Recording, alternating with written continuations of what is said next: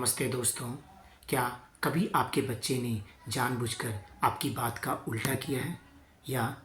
अगर कुछ भी उसे बोलते हैं तो हमेशा जानबूझकर वो आपकी बात का उल्टा ही करता है? तो अगर ऐसा है फ्रेंड्स तो कमेंट में यस लिखें। तो फ्रेंड्स, येल यूनिवर्सिटी में एक रिसर्च हुआ था जिसमें से 3 से 10 साल के बच्चे के बारे में रिसर्च किया गया था और उसमें पाया गया कि जो भी 3 से 10 साल के बच्चे होते हैं वो शरारती नहीं होते हैं, वो बल्कि उस समय का जो फेज होता है उसमें वो सीख रहे होते हैं। वो अपनी भावनाओं को कैसे संभालना है या अपनी इमोशंस को कैसे कंट्रोल करना है या कैसे उसको एक पर्टिकुलर बाउंड्रीज में रहना है, तो उसको सीखने की कोशिश करते हैं फ्रेंड्स। लेकिन फ्रेंड्स, क्या होता है कि ज़्यादा से ज़्यादा माता पिता क्या करते हैं, वो या तो बच्चे पे चिल्ला देते हैं या फिर उसको कुछ ना कुछ पनिशमेंट देते हैं या सज़ा देते हैं, जिससे बच्चा क्या है कि बहुत ही ज़्यादा ज़िद्दी हो जाता है और बच्चा जो है सो अपनी मम्मी पापा की बात को सुनना ही बंद कर देता है। तो फ्रेंड्स, असली सवाल यह है कि अब ये जो इशू जो हुआ है उसको सुधारे कैसे, वो भी बिना गुस्सा किए हुए और बिना रिश्ता को ख़राब किए हुए अपने बच्चे के साथ। तो फ्रेंड्स,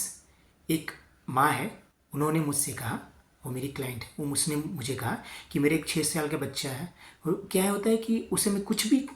भी बोलती हूँ तो हमेशा वो ना ही बोलता है। जैसे सुबह में ब्रश करवाना होता है या उसे बोलना होता है कि बेटा खाना खा लो, तो उसमें भी जो है सो वो ना ही बोलता है। तो क्या है फ्रेंड्स कि वो जो सिचुएशन हुआ है तो उसको कैसे कंट्रोल करना है इसे बताना चाहता हूँ।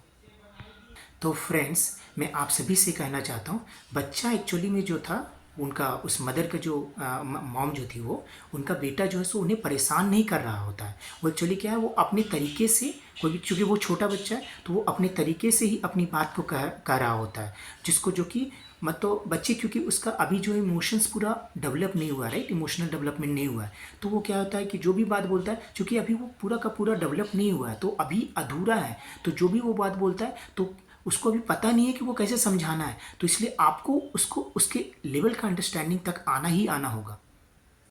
तो फ्रेंड्स, मैं आप सभी से कहना चाहता हूँ, जब भी हम अपने बच्चे पे चिल्लाते हैं तो बच्चा क्या होता है, वो अंदर से क्या होता है, वो बंद हो जाता है। और जब भी हम उसे सजा देते हैं तो वो क्या होता है, या तो वो क्या करेगा, वो विरोध करेगा, इट मीन्स वो फाइट मोड में आ जाता है। और साथ में साथ क्या होता है कि जब भी कभी ऐसा होता है कि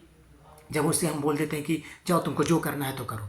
मतलब कहने का मतलब कि आप हार अगर मान जाते हैं तो बच्चा क्या है, वो अकेला महसूस करना स्टार्ट कर देता है। वो क्या होता है कि वो फ्रीज मोड में चला जाता है। लेकिन अगर वो बच्चा फ्रीज मोड में चला गया फ्रेंड्स, तो मान लीजिए कि वो आप अपने बच्चे को ऑलमोस्ट खोने के कगार पे आ गए, तो अभी से आपको अपने पेरेंटिंग स्टाइल में थोड़ा चेंजेस लाना ही लाना होगा। एक बात याद रखें फ्रेंड्स, ये जो शरारत, हम सोचते हैं कि बच्चे शरारत कर रहे हैं, एक्चुअली में शरारत नहीं है। ये बच्चों का जो ज़रूरत है उसको कैसे एक्सप्लेन करना है, उसको कैसे मतलब अपने पेरेंट्स को बताना है, उसका एक पर्टिकुलर लैंग्वेज है, एक भाषा है, तो इसे समझने की कोशिश करें। तो फ्रेंड्स, मैं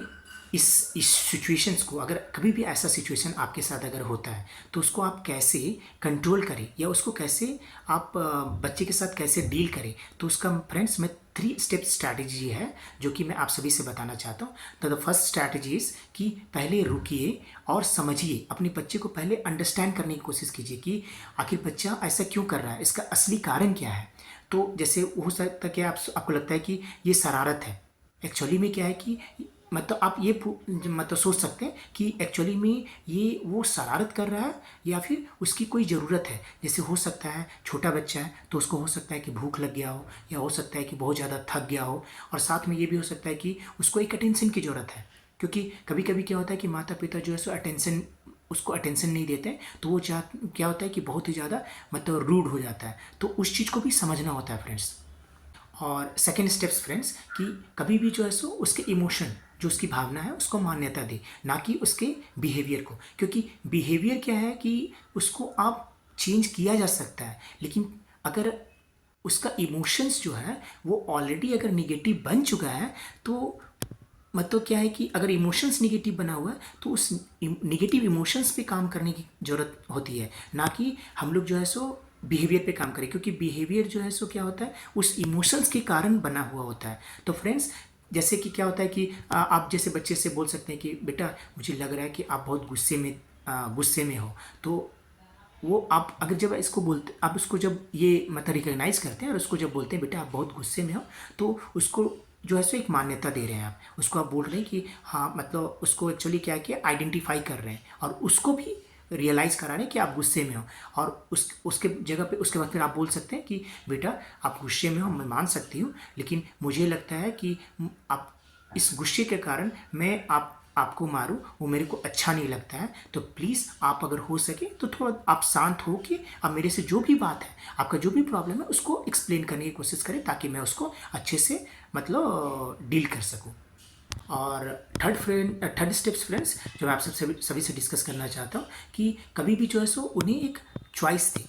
मतलब और सो भी एक पर्टिकुलर बाउंड्रीज़ के अंदर। मतलब अगर आप उससे चॉइस देते जैसे कि आप बोल सकते हैं कि जैसे वो कभी होता है कि बच्चा क्या कि बहुत गुस्से में होता है या टेंशन में होता है, तो क्या करता है वो अपना खिलौना फेंकना स्टार्ट कर देता है। तो आप उससे बोल सकते हैं बेटा मुझे लगता है कि तुम जो खिलौना जो है सो इसे नहीं फेंक सकते, this is not correct way. तो और उससे आप उससे बोल सकते हैं कि बेटा खिलौना फेंकने की जगह आप क्या काम कर सकते हैं, आप आइए मेरे साथ बैठ के बात कीजिए, आपको क्या प्रॉब्लम है, ताकि मैं उसको जो है सो उसका सॉल्यूशन निकालने की कोशिश करें, हम लोग दोनों मिल के सॉल्यूशन निकालने की कोशिश करें। तो आप देखिएगा फ्रेंड्स, तो बच्चा जो है ना जब उसको विकल्प मतलब मिलता है कि हाँ मेरी बात को सुना जा रहा है और विकल्प भी मिल रहा है साथ में, तो क्या होता है कि वो आपको जो है सो धीरे धीरे धीरे धीरे धीरे हो सकता है वो फर्स्ट स्टेज में या फर्स्ट डे में वो आपकी बात को अच्छे से ना समझ सके, लेकिन धीरे धीरे धीरे धीरे जब ये स्ट्रैटेजी आप फॉलो करते जाएंगे तो देखेंगे कि आपके बच्चे में बहुत बड़ा चेंज आएगा। अब बच्चा आपकी बात को मतलब आपकी बात जो भी आप उसको मतलब कन्वे करना चाहते हैं वो आप बहुत अच्छे से सुनेगा और आपको मतलब रिस्पेक्ट भी देगा। तो फ्रेंड्स मैं आप सभी से कहना चाहता हूँ कि आप आज ही से इन जो 3 स्ट्रैटेजी जो है उसको आज ही से आप अपनाएं, और कुछ दिनों के बाद जब अगर कुछ भी आपके बच्चे में अगर कुछ फ़र्क दिखता है तो आप कमेंट में ज़रूर लिखें कि आपके बच्चे में क्या क्या फ़र्क आया है। एक बात मैं कहना चाहता हूँ फ्रेंड्स, एक इस बात को आप माइंड में सेट करके रख लीजिए कि बच्चे को परफेक्ट पेरेंट्स नहीं चाहिए होता है। बच्चे हम लोग सोचते हैं कि अगर हम परफेक्ट पेरेंट्स रहेंगे तभी जो है सो मेरा बच्चा भी परफेक्ट बनेगा। एक्चुअली में बच्चे को कभी भी कोई परफेक्ट पेरेंट्स चाहिए ही नहीं, उसे बस एक पीसफुल मतलब एक शांत पिता और एक समझदार मतलब जो उनकी बातों को समझ सके वो एक गाइड चाहिए। अगर आप अच्छे से अपने बच्चे को गाइड करते हैं तो आप देखेंगे कि आपका बच्चा जो है सो एक मतलब बहुत ही कूल होगा और बहुत ही ज़्यादा हैप्पी होगा। और लाइफ में तो मतलब आप स्लोली देखेंगे कि जो भी बात अगर बोलते हैं तो आपको फील भी होगा कि जो संस्कार मैं उससे देना चाहता हूँ वो ईजिली उसमें इनबिल्ट मतलब धीरे धीरे जो है सो आता जा रहा है। आपको कुछ करने की ज़रूरत नहीं है, अपने आप जो है सो वो सारा का सारा जो भी चीज़ आप बोलिएगा वो आप सारा का सारा चीज़ वो फॉलो करना स्टार्ट कर देगा। तो फ्रेंड्स अगर ये वीडियो आपको पसंद आया हो तो मैं आप सभी से रिक्वेस्ट करता हूँ कि इस वीडियो को लाइक करें और मेरे चैनल सूरज कुमार मोदी जो है उसको सब्सक्राइब करें और कमेंट में लिखें कि मैं कंट्रोल नहीं मैं कनेक्शन चुनता हूँ, मैं कंट्रोल नहीं मैं कनेक्शन चुनता हूँ। Thank you friends, happy parenting, thank you.